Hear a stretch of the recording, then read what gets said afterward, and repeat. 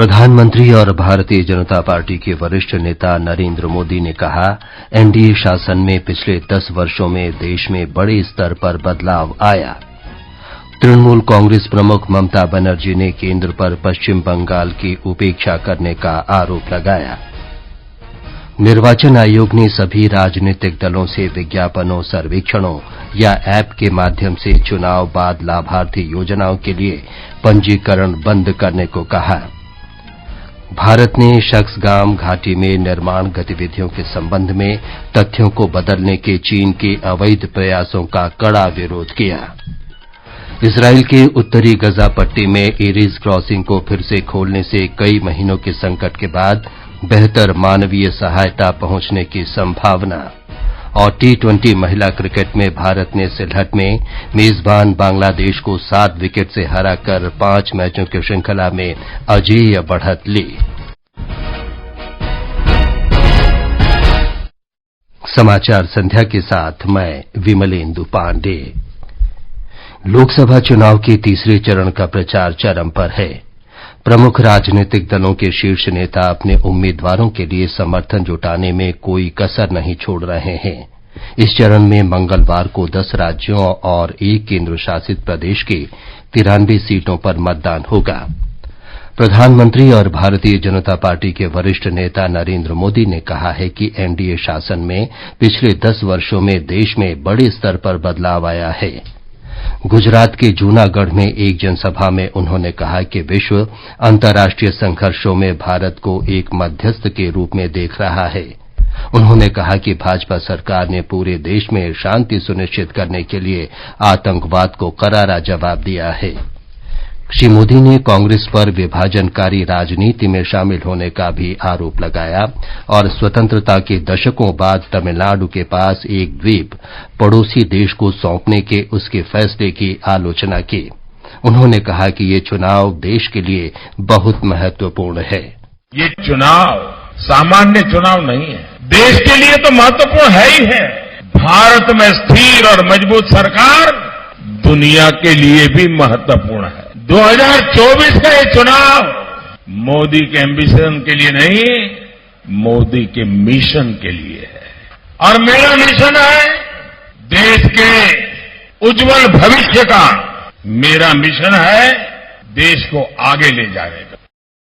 श्री मोदी ने जामनगर, आणंद और सुरेंद्रनगर में भी रैलियों को संबोधित किया।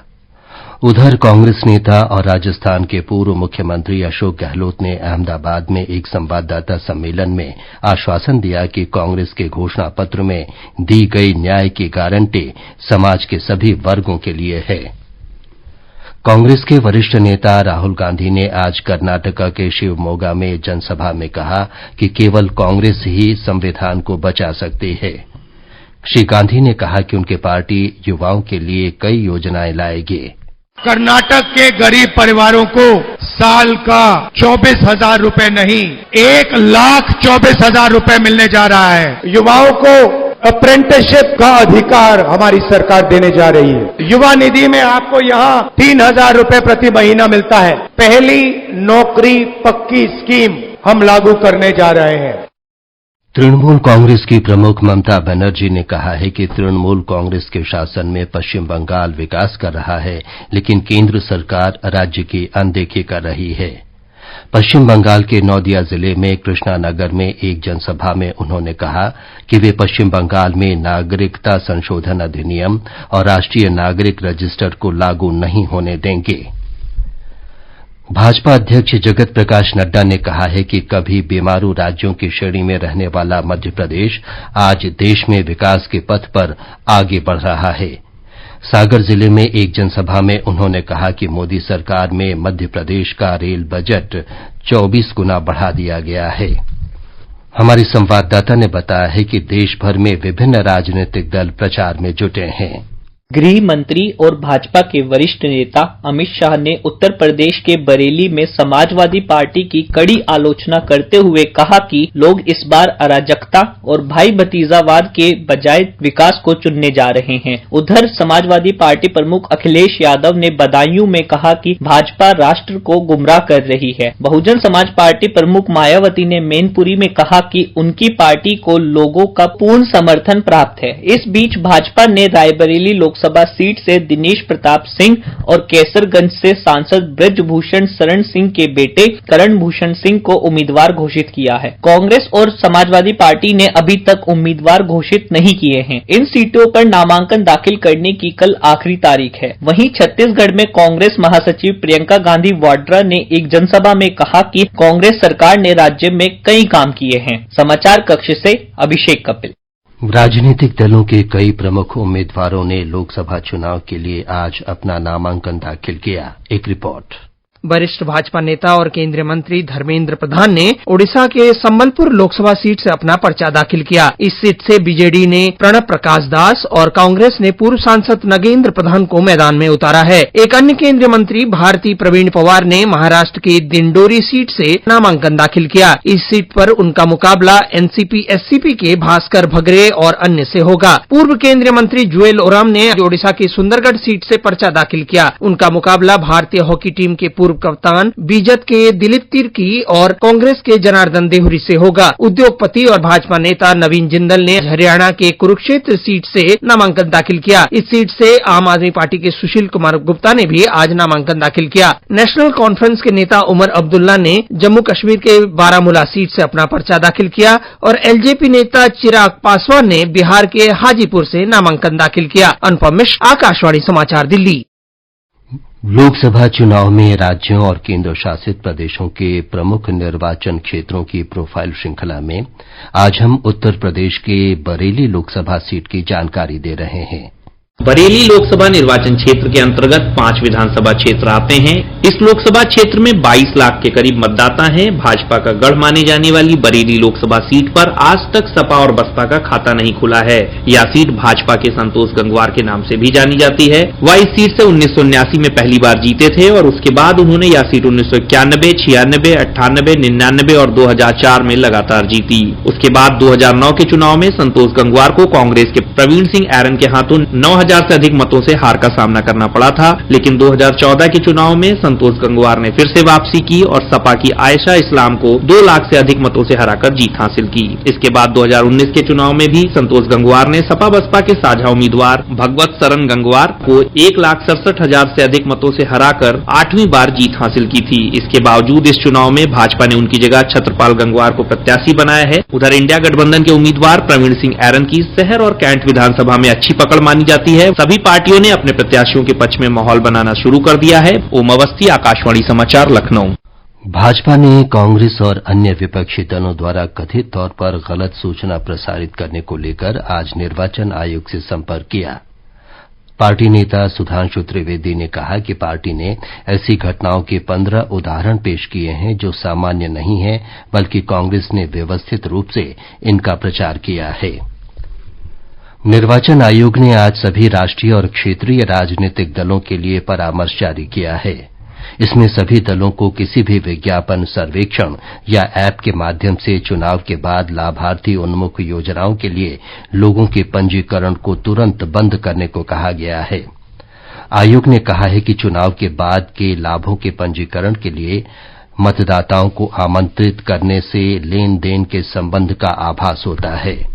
ये समाचार आकाशवाणी से प्रसारित किए जा रहे हैं। लोक निर्णय 2024 आम चुनावों पर विशेष कार्यक्रम हर शाम 7 बजे से और पुनः प्रसारण रात 9:30 बजे से आकाशवाणी गोल्ड पर। चुनावी गतिविधियों की खबर, देश के हर अंचल पर नजर, विशेषज्ञों की राय और विश्लेषण। दुनिया के सबसे बड़े लोकतंत्र के चुनावी पर्व में सुनिए लोक प्रसारक के साथ लोक निर्णय 2024। ये आकाशवाणी है। भारत ने शक्सगाम घाटी में निर्माण गतिविधियों के संबंध में तथ्यों को बदलने के चीन के अवैध प्रयासों का कड़ा विरोध दर्ज किया है। नई दिल्ली में आज विदेश मंत्रालय के प्रवक्ता रणधीर जायसवाल ने कहा कि भारत शक्सगाम घाटी को अपना क्षेत्र मानता है। सक्षमवादी की जहां तक बात है, हम इसको अपना क्षेत्र मानते हैं। हमने कभी ये स्वीकार नहीं किया है जो तथकथित पाकिस्तान चीन बाउंड्री जो एग्रीमेंट है 1963 का, उसको हम लोगों ने कभी नहीं माना है, जिसके जरिए पाकिस्तान ने ये जो जमीन है उसको चीन के अधीन किया था और हमने हमेशा इसका खंडन किया है। हमने अपना विरोध भी जारी किया है चीन सरकार के साथ कि आप जो जमीनी हकीकत है उसको बदलने की कोशिश ना करें, जो हमारी इंटरेस्ट है उसको हम सेफगार्ड करने की हर कोशिश करेंगे। भारत ने अंतर्राष्ट्रीय धार्मिक स्वतंत्रता पर अमरीकी आयोग की एक रिपोर्ट के निष्कर्षों को खारिज करते हुए कहा है कि ये राजनीतिक एजेंडे वाला एक पक्षपाती संगठन है। इसराइल के उत्तरी गजा पट्टी में एरेज क्रॉसिंग को फिर से खोलने से कई महीनों के संकट के बाद बेहतर मानवीय सहायता पहुंचने की संभावना बढ़ गई है। ये लोगों की आवाजाही का एकमात्र प्रवेश द्वार है। अक्टूबर में हमास के हमले के बाद से ये मार्ग अवरुद्ध हो गया था। इजराइल ने कहा है कि इस क्रॉसिंग को फिर से खोलने से महीनों के प्रतिबंध के बाद भोजन और दवा जैसी मानवीय आपूर्ति के प्रवेश की अनुमति मिल जाएगी। तेलंगाना पुलिस ने गृह मंत्री अमित शाह के वीडियो से छेड़छाड़ के मामले में प्रदेश कांग्रेस आईटी सेल के 5 सदस्यों को हिरासत में लिया है। भाजपा की शिकायत पर प्रदेश कांग्रेस के सोशल मीडिया प्रभारी एम सतीश और प्रवक्ता आसमा तस्लीम सहित अन्य सदस्यों को हिरासत में ले लिया गया है। इससे पहले दिल्ली पुलिस ने इस मामले में तेलंगाना के मुख्यमंत्री रेवंत रेड्डी को तलब किया था। केंद्रीय अन्वेषण ब्यूरो सीबीआई ने पश्चिम बंगाल के संदेश खाली में अवैध तरीके से जमीन हड़पने, जबरन वसूली और महिलाओं के उत्पीड़न मामलों में कलकत्ता उच्च न्यायालय को आज प्रारंभिक जांच रिपोर्ट सौंप दी। सीबीआई के वकील ने एजेंसी के अधिकारियों को संदेश खाली के जमीन रिकॉर्ड प्रदान करने में राज्य सरकार के असहयोग की भी शिकायत की। मौसम विभाग ने शुक्रवार तक देश के दक्षिणी हिस्सों में भीषण गर्मी जारी रहने का अनुमान व्यक्त किया है। अगले 5 दिन के दौरान महाराष्ट्र, रायलसीमा, गुजरात, तमिलनाडु और आंध्र प्रदेश तथा रविवार तक मध्य भारत में लू की स्थिति बने रहने की आशंका है। इस बीच केरल में लू की चेतावनी और बढ़ते तापमान के बीच शैक्षणिक संस्थान सोमवार तक बंद कर दिए गए हैं। लोगों से सुबह 11 बजे से दिन में 3 बजे तक बाहर धूप में न जाने की सलाह दी गई है। महिला क्रिकेट में भारत ने तीसरा टी20 मैच बांग्लादेश से 7 विकेट से जीत लिया है। भारत ने आज सिलहट में 118 रन के लक्ष्य को 18 ओवर और 3 गेंद में हासिल कर लिया। शेफाली वर्मा ने 51 रन और स्मृति मंधाना ने 47 रन की शानदार पारी खेली। 5 मैचों की श्रृंखला में भारत ने 3-0 की अजेय बढ़त ले ली है। कजाकिस्तान में भारतीय मुक्केबाजों मांगेद बाम, जादूमणि सिंह, निखिल, अजय कुमार और अंकुश ने एशियाई अंडर 22 और युवा मुक्केबाजी चैंपियनशिप के अंडर 22 सेमीफाइनल में जगह बना ली है। आईपीएल क्रिकेट में आज हैदराबाद में सनराइजर्स हैदराबाद और राजस्थान रॉयल्स के बीच मुकाबला चल रहा है। ताजा समाचार मिलने तक सनराइजर्स हैदराबाद ने 17वें ओवर में 3 विकेट पर 158 रन बना लिए थे। अंक तालिका में राजस्थान रॉयल्स शीर्ष पर, जबकि सनराइजर्स हैदराबाद 5वें स्थान पर है। अंत में मुख्य समाचार एक बार फिर। प्रधानमंत्री और भारतीय जनता पार्टी के वरिष्ठ नेता नरेंद्र मोदी ने कहा, एनडीए शासन में पिछले 10 वर्षों में देश में बड़े स्तर पर बदलाव आया। तृणमूल कांग्रेस प्रमुख ममता बनर्जी ने केंद्र पर पश्चिम बंगाल की उपेक्षा का आरोप लगाया। निर्वाचन आयोग ने सभी राजनीतिक दलों से विज्ञापनों, सर्वेक्षणों या ऐप के माध्यम से चुनाव बाद के लाभार्थी योजनाओं के लिए पंजीकरण बंद करने को कहा।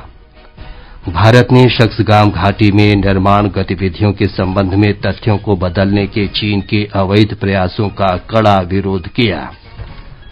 और टी20 महिला क्रिकेट में भारत ने सिलहट में मेजबान बांग्लादेश को 7 विकेट से हराकर 5 मैचों की श्रृंखला में अजेय बढ़त ली।